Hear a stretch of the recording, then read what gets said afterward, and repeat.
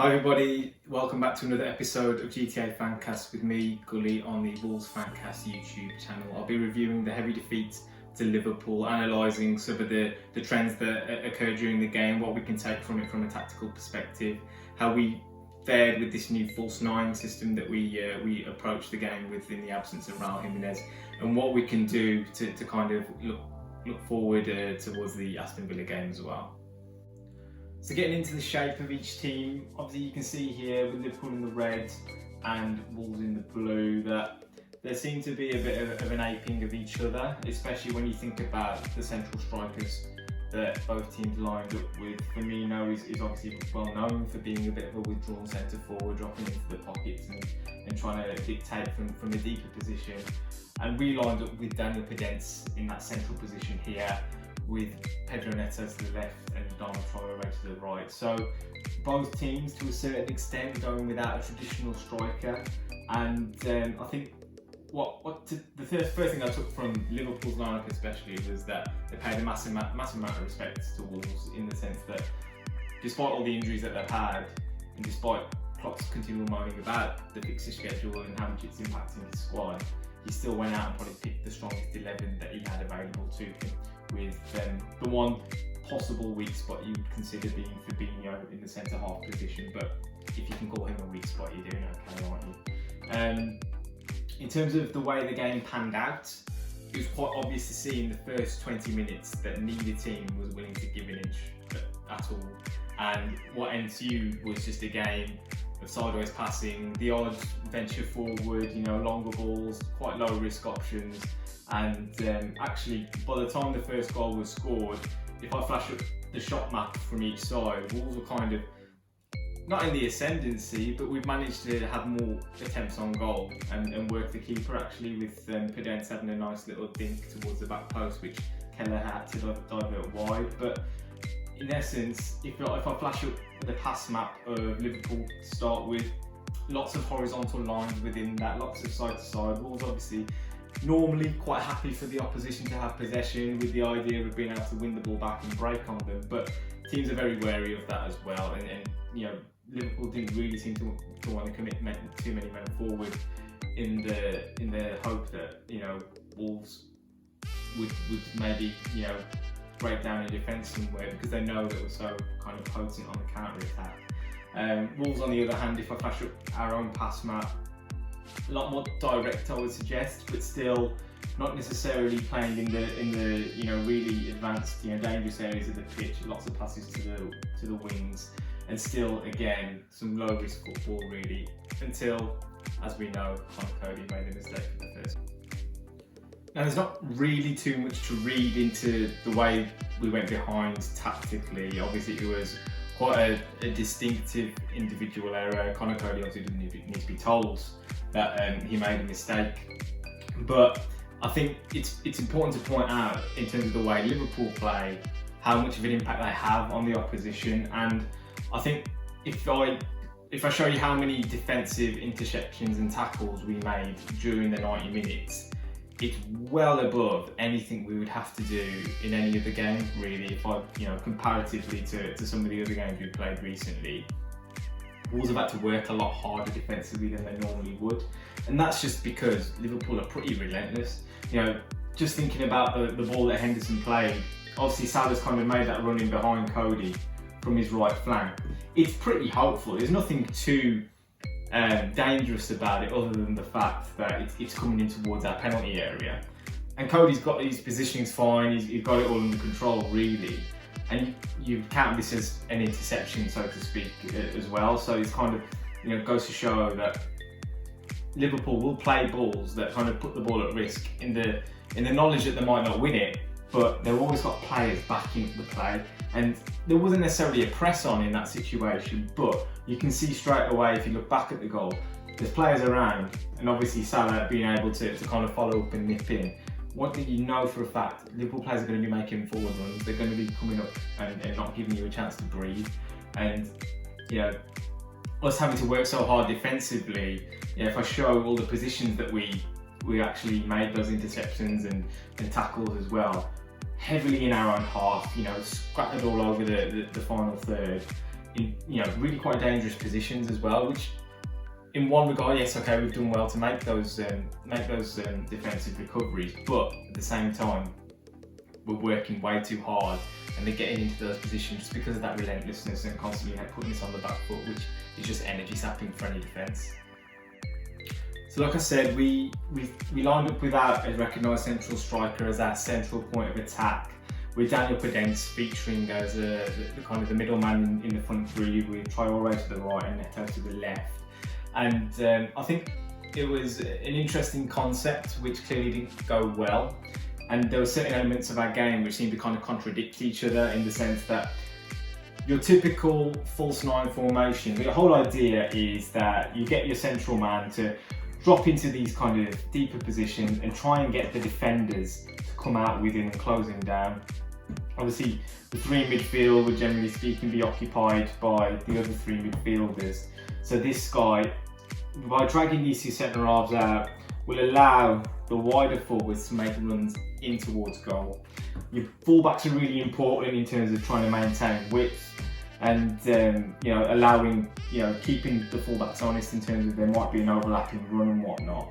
But the whole idea being, if you think about the best exponents of this kind of system, Messi flanked by either Thierry Henry and Samuel Eto'o, or Pedro and David Villa, proper goal scorers in those wide positions, with him obviously being an otherworldly talent who can take advantage of that and who is probably more predisposed to having more attention drawn to him anyway, as a ridiculously talented player.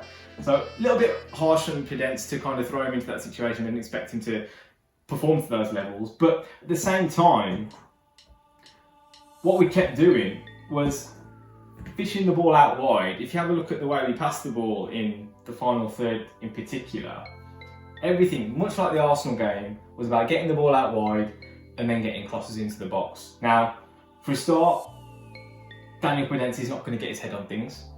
So then the onus is on Leander Dendoncker to get into the box and get on the end of things. Asking him to do a hell of a lot more work than he probably would get the best out of him. But if you look at the crossing as well, in terms of our success with crossing the ball, it just wasn't there.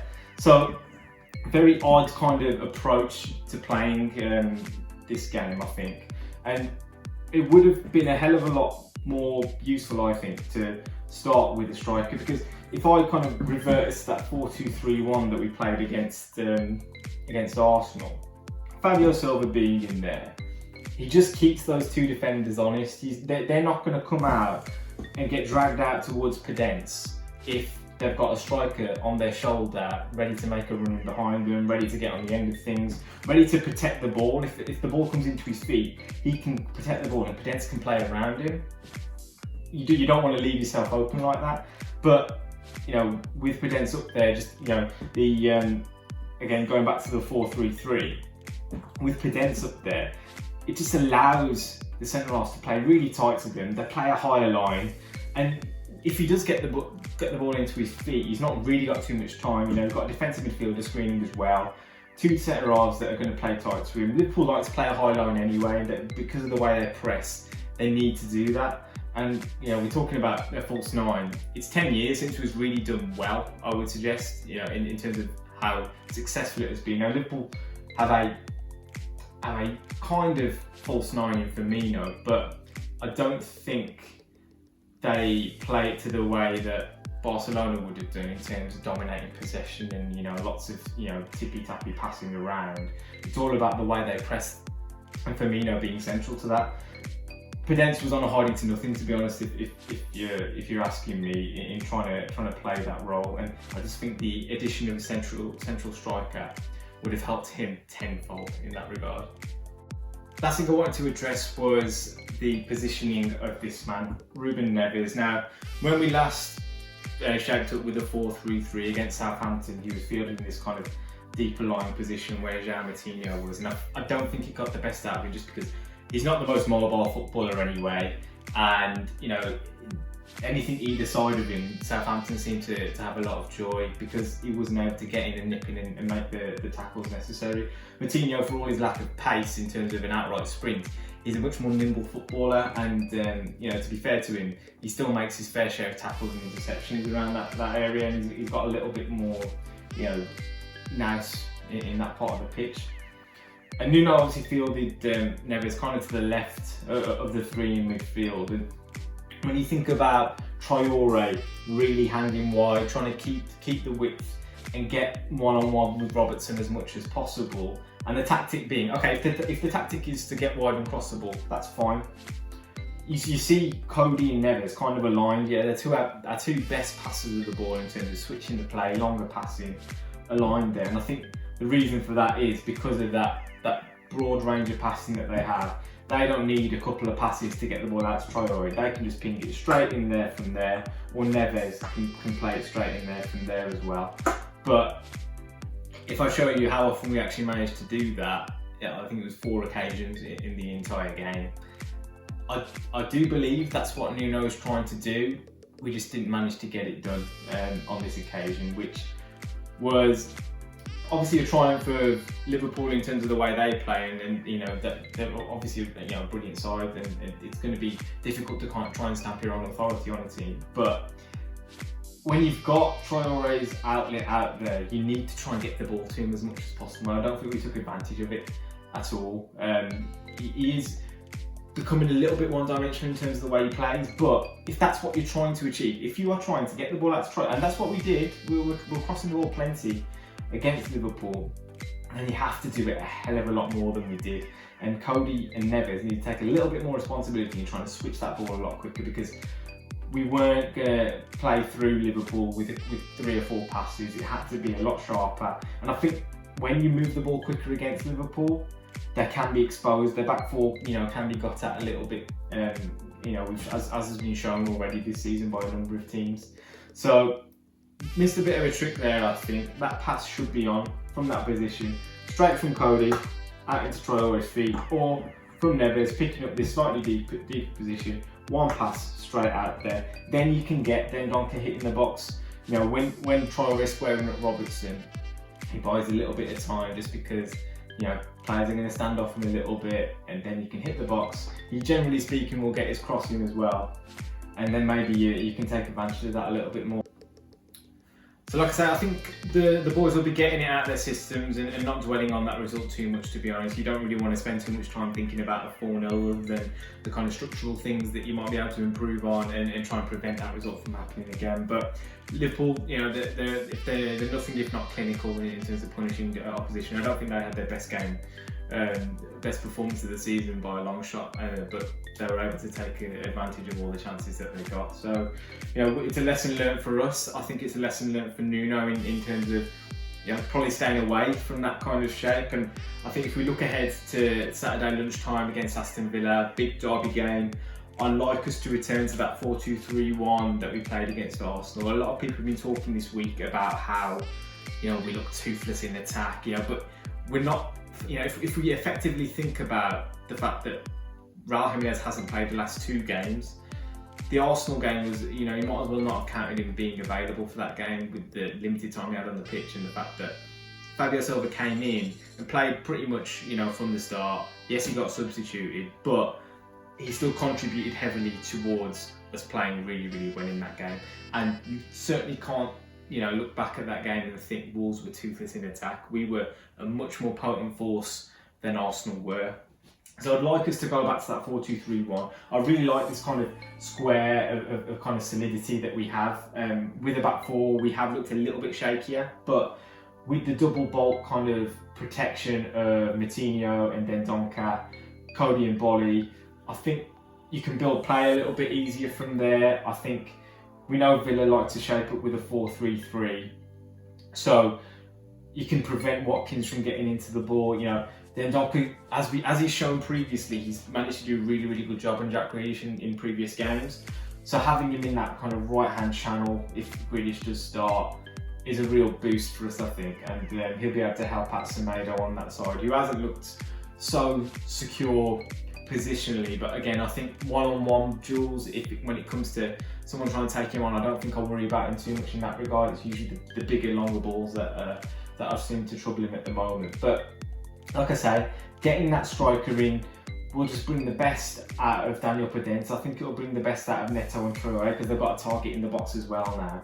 And you can see that wing play seems to be the way that Nuno wants to go about, you know, moving on from the 3-4-3 system. It seems to be the fact that you know, getting crosses into the box, having someone in there, and getting Dendoncker into the box in particular as well, is the new tactic to try and get on the end of things. So I don't think we need to be too concerned. Again, going back to the Liverpool game, a lot of those goals weren't down to structural issues within the team. It was bad decision making, errors in judgment, and just, you know, what would probably disappoint you the most, the real lack of desire to compete. I think we really were quite feeble in the physical kind of battles that were required of us in against Liverpool. But good chance to get back on the horse, another big game for us, and I really can't see us losing this game. There's one thing we know about Nuno: if we've lost 4-0, he will absolutely make sure that we're not going to lose the next one. So looking forward to the game against Villa. We've got a good record against them over the last few seasons as well. So we're going to be back on the horse this weekend, guys. Keep your heads up.